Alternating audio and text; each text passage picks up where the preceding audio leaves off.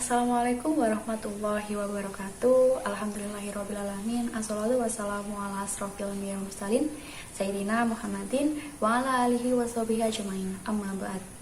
Yang terhormat Bapak Ibu Dewan Juri dan juga yang tersayang teman-temanku sekalian yang telah meluangkan waktunya untuk melihat video saya. Semoga kita dalam keadaan sehat walafiat dan semoga Allah senantiasa melindungi kita dari mara bahaya. Teman-teman, hari ini saya akan membagi sedikit informasi terkait bagaimana sih cara kita memimpin diri sendiri dengan Nabi Muhammad sebagai role model kita, sehingga kita tidak dikuasai nafsu. Ketika marah misalnya, kita masih bisa mengontrol diri dengan baik. Di antara kita pasti ada yang pernah marah. Nabi dan para ulama pun pernah marah.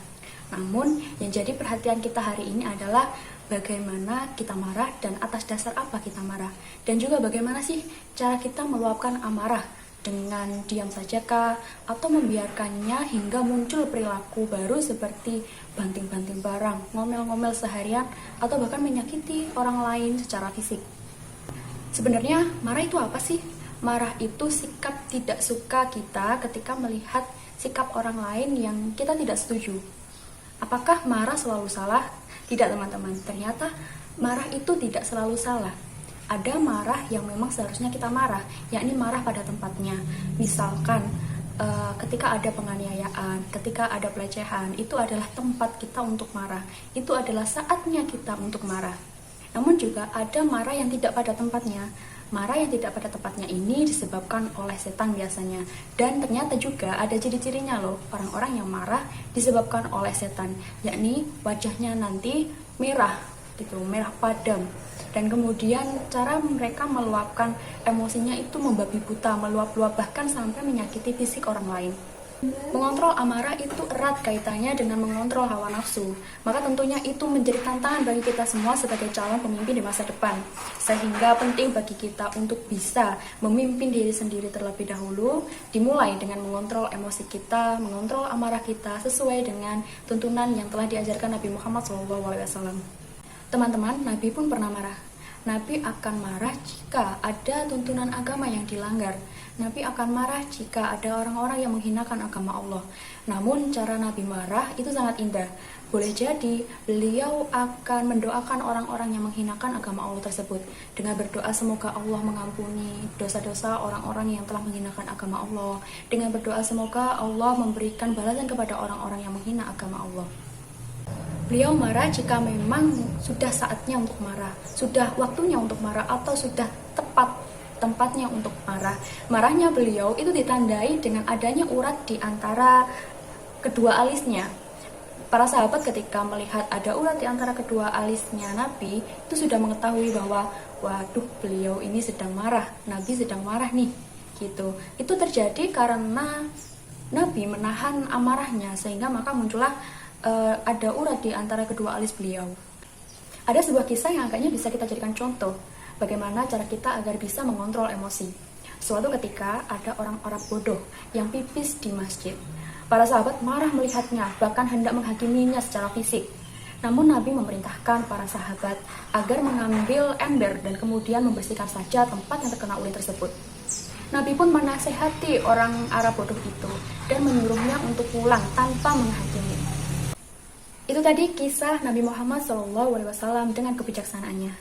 Orang-orang yang bisa mengontrol amarah, orang-orang yang bisa mengontrol emosi, orang-orang yang bisa mengontrol hawa nafsunya adalah orang-orang yang berhasil memimpin dirinya sendiri. Jika orang tersebut bisa memimpin dirinya sendiri, maka sudah bisa, insya Allah, orang tersebut bisa memimpin orang lain.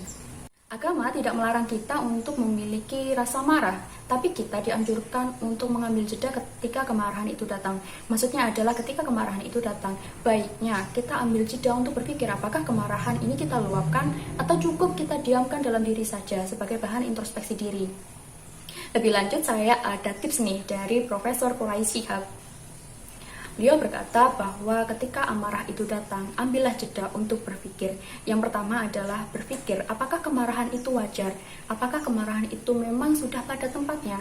Apakah sudah saatnya memang kita marah? Jika setelah berpikir dan kita merasa bahwa kemarahan kita sudah wajar, yang kedua adalah berpikir, apakah sasaran kemarahan kita itu tepat?